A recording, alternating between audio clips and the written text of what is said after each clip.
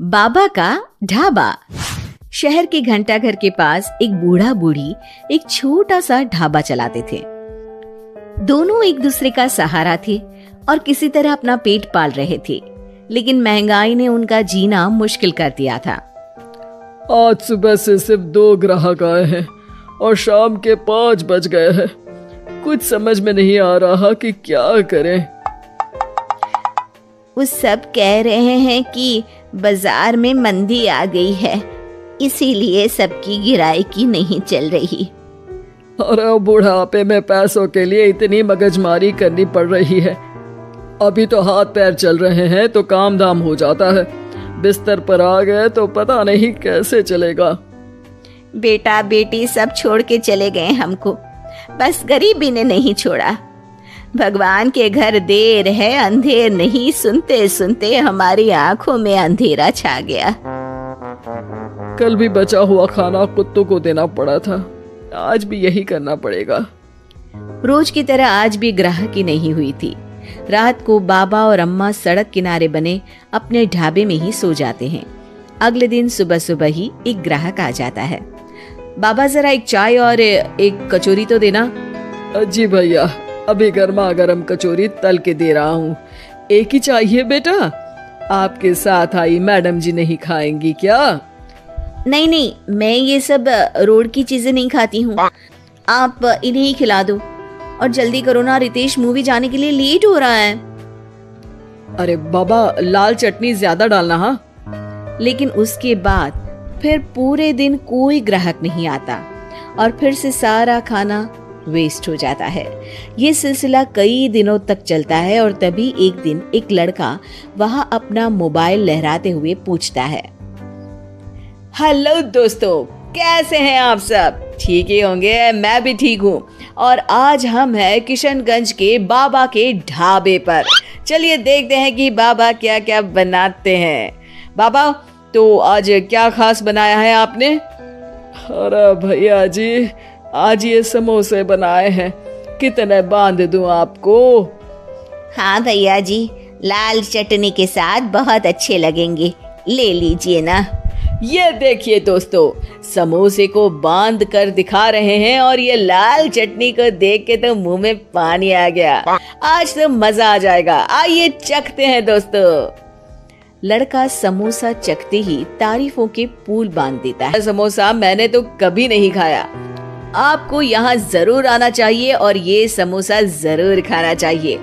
और एक चीज, ये देखो, ये रोड साइड पर इनका ढाबा है, इनकी हेल्प तो होनी ही चाहिए। अच्छा, वैसे और क्या क्या बनाते हैं आप? बेटा, पराठे मैगी सब बनाते हैं। वाह वाह, इतना अच्छा खाना बनाते हो, बहुत भीड़ होती होगी। अरे नहीं बेटा, कोई नहीं आता हमारे ढाबे पे, पैसे पैसे को तरस गए हैं। अरे आप रो क्यों रही हैं? रोइए मत, क्या हो गया है? अरे बेटा, कुछ बिकता ही नहीं है, आधे भाव में चीजें बेच रहे हैं, प्यार से बना रहे हैं, फिर भी। तो आप दोनों ही हैं, कोई बच्चे बच्चे नहीं है क्या आपके? अरे बेटा, जो है वो हमें छोड़ के कहीं चला गया है, उसके कारण ही हमें ऐसे दिन देखने पड़ रहे हैं। जो थोड़ा बहुत पैसा हमने इस ढाबे से बनाया था, वो सब लेकर भाग गया था।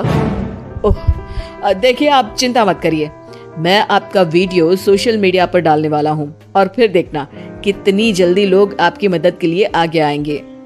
वो लड़का अपने कैमरा से बाबा के ढाबे का वीडियो बनाता है और सोशल मीडिया पे शेयर कर देता है।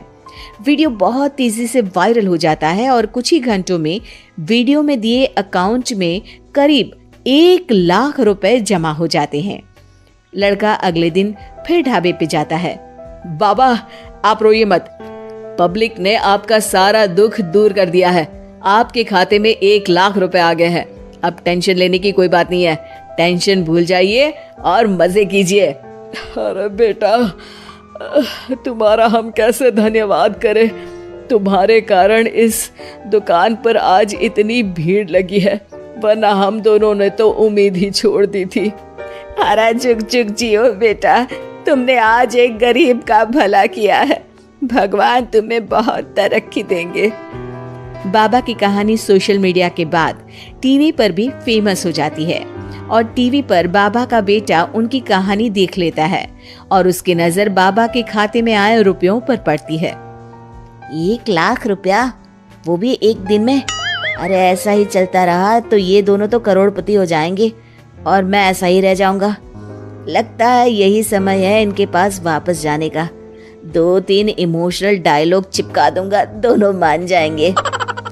और ये देखकर बाबा का बेटा उनके पास वापस चला जाता है।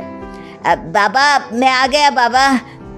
अब मैं आ गया हूँ, आप चिंता मत कीजिए, मैं आपकी पूरी मदद करूंगा। अब तो मेरी आंखें खुल गई है बाबा।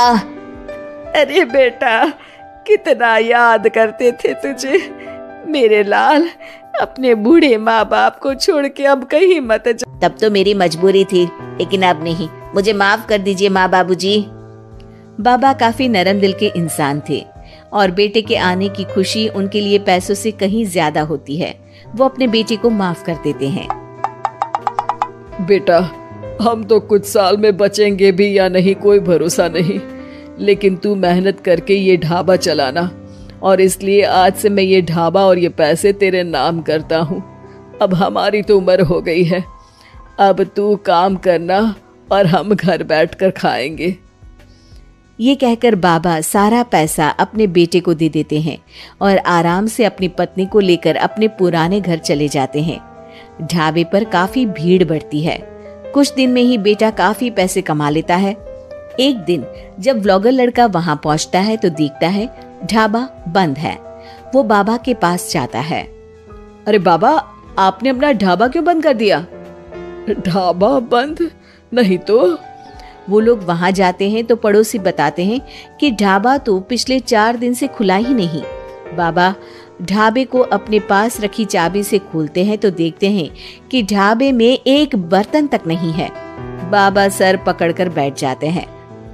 हमारे बेटे ने हमें फिर से बर्बाद कर दिया।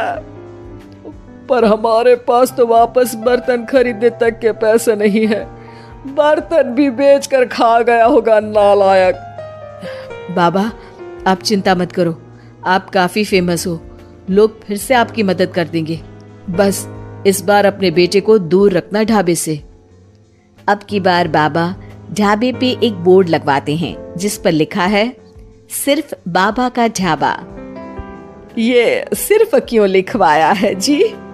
ताकि अपने बेटे को पता चले कि ये सिर्फ उसके बाबा का है, उसके लिए अब यहाँ कोई जगह नहीं।